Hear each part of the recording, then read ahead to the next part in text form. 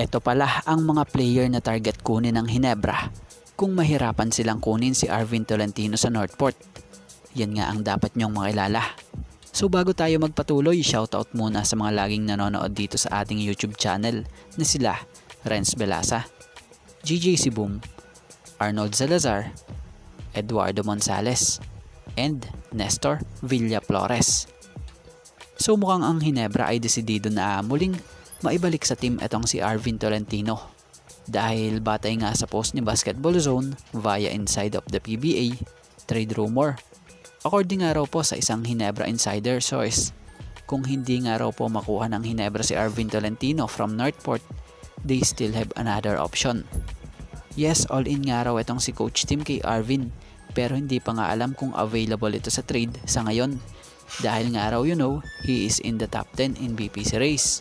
Kaya nga raw di nakuha ng Magnolia ito. Kasi para nga raw not for trade sa ngayon si Arvin. Pero ang iba pa nga raw option ay itong si Will Navarro or itong si Javi Gomez Del Llano. Dahil itong nga raw yung dalawang player na to ay nakikitang pwedeng pumunan sa pagka-absent ni Jamie Malonzo sa Ginebra dulot ng tinamon itong injury. So para sa opinion natin at pansin natin dito mga wing player itong mga tinutukoy rito na kaposisyon nga po nitong si Jamie Malonzo. Una yung Arvin Tolentino, kaya lang di pa sure kung available for trade ito. Yung Will Navarro, yung pagka-wing nito talaga namang maaasahan inside or outside. Dahil kung tutuusin na para kasing ang player na to di dumaan sa pagka-rookie since nung lumapag ito sa PBA. Kala mo veterano. Ganda pa ng height niya, 6'6" na halos malapit sa height nitong si Jamie Malonzo na 6'7". So medyo may pagka-high flyer nga rin po ang player na to. Yung Javi Gomez Del Llano naman, may taas itong 6'3", pero wing din ang laro. Bagamat undersize siya sa position to, pero fit naman ito sa position ito.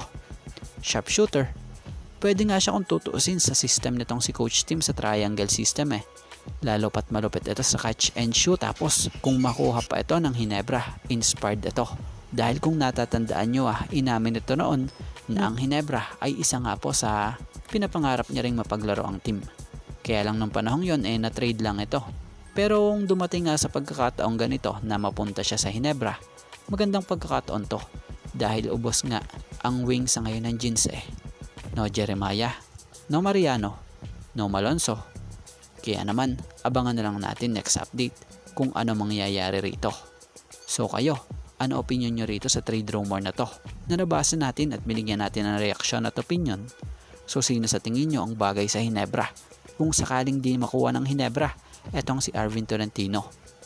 Si Will Navarro ba? Or etong si Javi Gomez Del Llano?